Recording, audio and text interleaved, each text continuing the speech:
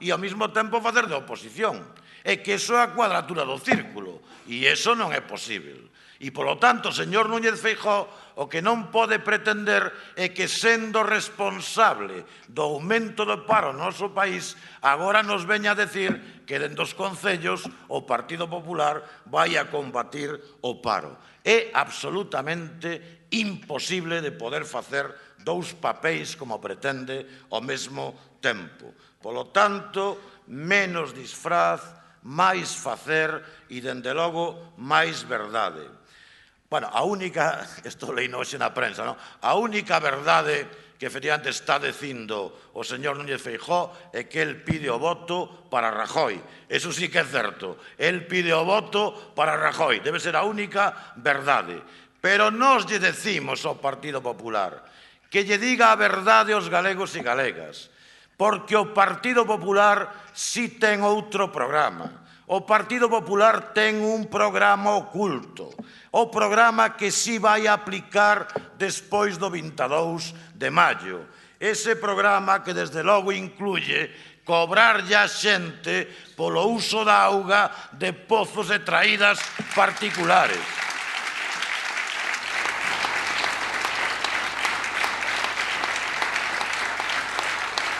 Que incluye, e se non o veredes, recortes na sanidade e no ensino público. Ese programa oculto do Partido Popular que si incluye recorte nos servicios sociais. Programa oculto do Partido Popular que significa que despois do 22 de maio van a avanzar na privatización dos servicios públicos. Eso é o programa que lle ten que explicar o Partido Popular á xente, porque ese é o seu verdadeiro programa para despois de maio. Polo tanto, a austeridade, dende logo, para o Partido Popular veredes como ningunha. A austeridade, sí, para a xente. Aí é onde se vai a empregar a fondo o Partido Popular. O señor Feijóo. Iso único de certo que na súa boca ten austeridade. A austeridade para a xente. Polo tanto, amigas e amigos, o 22 de maio non queda outra. Hai que ir votar Bloque Nacionalista Galego, porque ou imos votar ou outros votarán por nós. Outros decidirán por nós. Votar BNG porque o 22 non se trata de escoller entre o mal menor. Hai que nos invita a escoller entre o mal menor. Non, trátase de votar Bloque Nacionalista Galego para cambiar o rumbo. Hai que cambiar o rumbo para abrir as fiestras á esperanza, para abrir as portas ao futuro. Polo tanto, votar BNG para frear a dereita, para frear o Partido Popular. Por eso nós pedimos o voto ao BNG da xente que non se resigna, da xente que se sinte galega e galego de corazón, da xente, dende logo, que é de esquerdas. A todos eles lle pedimos o voto, porque a forza útil para frear o Partido Popular en Galiza é o Bloque Nacionalista Galego. Forza útil, forza de futuro. É o Bloque Nacionalista Galego, é Enteo, é o BNG, é Martiño Noriega. Si hai alternativa, si hai futuro. E con Martiño vos deixo. Nada máis e moitas gracias.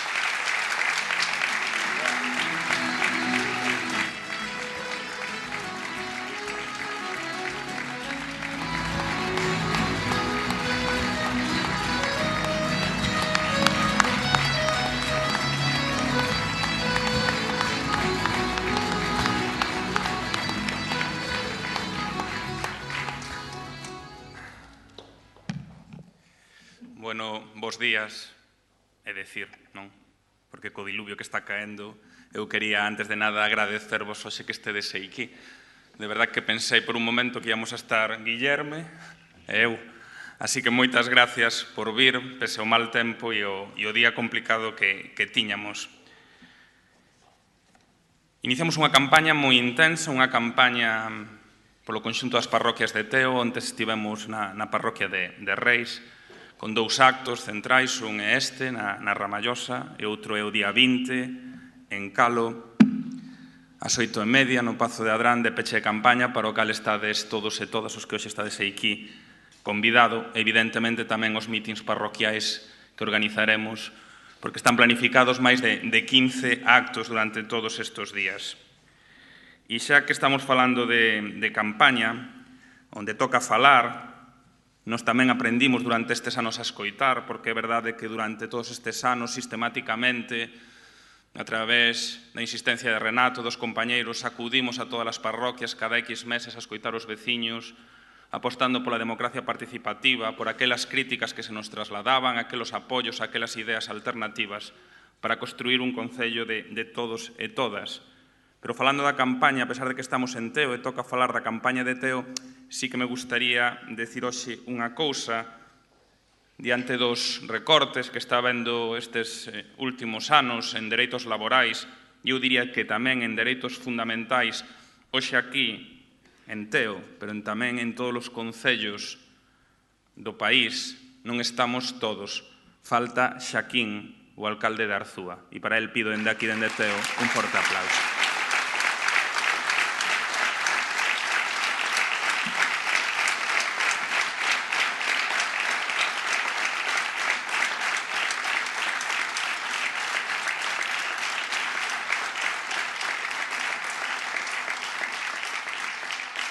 E pido, porque supoño que o saberedes, que hubo unha reforma legislativa feita ad hoc para intentar excluir a cidadáns de Euskadi na participación das eleccións, que foi utilizada para impedir a participación do alcalde de Arzúa, que ten unha sentencia non firme por unha irregularidade que cometeu o seu antecesor do Partido Popular. Pois por eso mismo, por unha sentencia non firme de inhabilitación por 6 meses por unha irregularidade urbanística que cometeu o seu antecesor do Partido Popular, Xaquín, en Arzúa, diante dunha reforma legislativa, non pode concurrir ás eleccións. Eso sí que é unha vulneración de dereito fundamental que a mí me parece dunha gravidade terrible e que non debemos esquecer nesta campaña. Claro, evidentemente, diante dese tipo de cuestións, diante dos recortes laborais e de dereitos fundamentais, e moitas veces bromeo coa equipa que temos, cos compañeiros e compañeiras, que non me afago batelos á espalda, pero que hoxe os teño á espalda, é unha sensación rara, gustaría meter tamén boca e ollos atrás, pero dirían que estou mutando, con que aquí estamos nunha aldea gala, ou nunha aldea galaica, un pouco empregando a metáfora de Asteris, diante destes romanos, cheganos os nosos propios romanos que temos nestas eleccións. É certo que durante a campaña electoral hai curiosidades, porque ahora tamén temos os romanos de fora. Claro, eu outro día empezamos a pegar cartéis cos compañeros e compañeras ás 12 da noite, outros xa cantaban campeóns, nos pegamos cartéis, é que somos distintos, nos traballamos. Xa cantaremos o día 22. Entón, puxémonos a pegar cartéis e dentro dos grupos que había, cheguei e decía onte en Reis a Pontevea, dentro do termo municipal de Teo, xa tiñamos os cartéis de Dono, alcalde socialista da Estrada, e dixen eu, carape, xa está Dono movendo os marcos para o Concello de Teo. Como che é, Eso que eu con el teño boa relación, pero xa estaba ali, uns 50 metros para dentro, aí, gañando espacio, movendo os marcos, como di Carlos Blanco, aí pegándolle aí coa perna para intentar chegar. Pero que eso non foi todo, que non nos chegan cos propios romanos, que temos a Dono polo sur, e onte van e en Cacheiras nos colocan un gran cartel de Losada, o candidato socialista á alcaldía da Coruña. Vota a Losada, vota o teu alcalde para a cidade da Coruña, en Cacheiras. Claro, eu, evidentemente, quedei absolutamente sorprendido, non? Os veciños chamaban, todos estaban un pouco desorientados, porque dicían, non nos chegan co que temos, ahora venos tamén Losada da Coruña, Dono polo sur, non son suficientes. Entón, eu tiven a ben chamar o candidato ao PSOE e dicillo, mira, que non sei se che está movendo a silla, que tes a Losada colocado en Cacheiras. retiraron o cartel. Pola tarde nos presentaron un recurso por publicidade excesiva no Concello. É a maneira que temos diferente de ser. Eu aviso, el denúnciame, esa relación que vos xa coñecedes do día a día, non? Pero ali tiñamos a losada. Pero o mellor de todo non chegou solo con ter a losada e a dono, senón que pola noite lle preguntaron a losada pola anécdota, e saeche en YouTube convidándonos os veciños e as veciñas de Teo a visitar a cidade da Coruña. Tedelo que ver, E que, ademais, non fala de que vayamos a ver a Torre de Hércules, nin o Acuario, nin o Paseo, nin subamos ao barrio Monte Alto, estemos cos diplomáticos.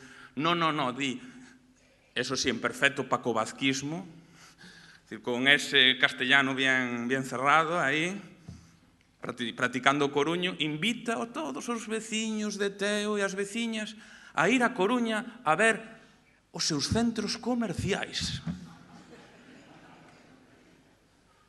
Están tolos estos romanos. Como se en Teo non superamos que hai centros comerciais no mundo, como se ahora a Coruña non tivera outra cosa que os centros comerciais que ofertarnos. Evidentemente, e non é por sacar peito, aínda que o meu pai é donostiarra, nós non somos de Bilbao, pero non temos problemas en contrastar o proxecto de Teo cos romanos de aquí e os de acolá. Será por falta de gañas. Porque gañas foron as que non nos faltaron durante estes 4 anos cando collimos unha herdanza complicada. E eu onte poñía unha metáfora e brevemente decía que collimos unha casa en estado quasi que ruinoso, cunha débeda económica importante e cun trato aos veciños terriblemente inxustos, cunha clasificación dos veciños entre os teus e os meus, os veciños de primeira e os veciños de segunda. E gañas foron as que non nos faltaron en compromiso durante estes 4 anos traballar arreo para mudar esta situación. Na casa, e nestes momentos de crise económica, vos sabédelo ben, empezamos por intentar pagar o que se debía. Eu sempre fui moi apurado no tema do pago. Teño que pagalo todo o contado. Bueno, ahora teño unha hipoteca. Pero evidentemente no Concello debíanse 3 millóns de euros, que era a débeda bancaria que existían. A día de hoxe a débeda bancaria do Concello de Teo é a metade, porque acometemos todos os pagos, incluso finiquitamos algúns créditos e non concertamos novas operacións de crédito, polo cal nos encontramos nunha das mellores situacións económicas da provincia en canto a débeda para os vindeiros anos e en canto a liquidez. Pero a casa estaba ruinosa en canto a equipamentos, en canto a servicios básicos, en canto a infraestructuras para un concello de preto de 20.000 habitantes. Entón tivemos que conciliar as dúas cousas, unha política económica seria de austeridade, pero non de austeridade de boquilla da que falan outros, intentando priorizar as cuestións imprescindibles e as cuestións indispensables en políticas sociais, en políticas culturais, e fixemos unha priorización das cuestións máis importantes, e así eu creo que o Concello de Teo trocou moitísimo a estrutura da súa casa durante estes 4 anos. Abrimos unha rede de locais socioculturais, rehabilitando antiguas escolas, antigos galpóns, que había por todas as parroquias que lle chamamos casas comuns. Salvamos incluso investimentos importantes, aproveito que estamos aquí na Ramallosa, como era o feito da piscina climatizada, que conquerimos outra vez financiamento e que xa está en proceso de licitación cun prazo de execución de 20 meses para poder ter o equipamento que precisamos nun concello de preto de 20.000 habitantes. Fixemos unha aposta decidida en servicios básicos, en rede viaria, nas arterias principais do concello, con máis de 50 kilómetros de rede viaria principal e logo con actuacións concretas sobre os núcleos tradicionais e tamén en saneamento cun investimento de preto de 4 millóns de euros. E tamén fixemos unha aposta importante pola política educativa, cun apoio decidido aos centros, a de conciliación, colocándonos na vanguarda para un concello novo dentro da comarca, e tamén na sanitaria, a pesar de que non nos toca, apoiando os veciños e as veciñas de Reis e do sur do concello para poder rehabilitar o centro de saúde de Pontevea. Evidentemente, a casa deixámola bonita, pero unha casa non ten razón de ser, nin as programacións culturales excelentes que temos, nin incluso os comportamentos éticos, senón está chea de xente. En dous sentidos, xente para que a disfrute, xente para que poida facer uso dela, xente para que poida sentirse orgullosa dos equipamentos que se van instalando no concello, senón tamén xente para que poida participar, para que poida criticar e para que poida apoiar nos momentos decisivos. E eu poñía o exemplo de fai un ano e pico co Centro de Saúde de Pontevea como todo o tecido asociativo da man do Concello traballamos arreo para que a Consellería de Sanidade non pechara o Centro de Saúde de Pontevea e se pudera rehabilitar nun exercicio ético e participativo da cidadanía ou dos que entendemos que a democracia non é únicamente agora con esta especie de circo electoral que ás veces se montan, que tamén é importante defender as cuestións, pero que é fundamental practicala durante os 4 anos e tratar dendo respeto republicano aos veciños e as veciñas e non clasificalos en veciños de primeira e veciños de segunda. Por eso vimos hoxe nós, coa compaña do portavoz nacional, e por eso estamos aquí nós, porque a candidatura do Concello de Teo non é unha candidatura dunha única persoa, é unha candidatura dunha equipa preparada que demostrou coherencia, que demostrou solidariedade, que sacrificou os seus traballos personais e as súas proxeccións en facer algo digno para o Concello de Teo, que en moitos casos repite, que aumente e que se amplía, para ofertar, eu digo sin ningún tipo de dúbida, a mellor equipa para gobernar e para completar o traballo iniciado fai 4 anos.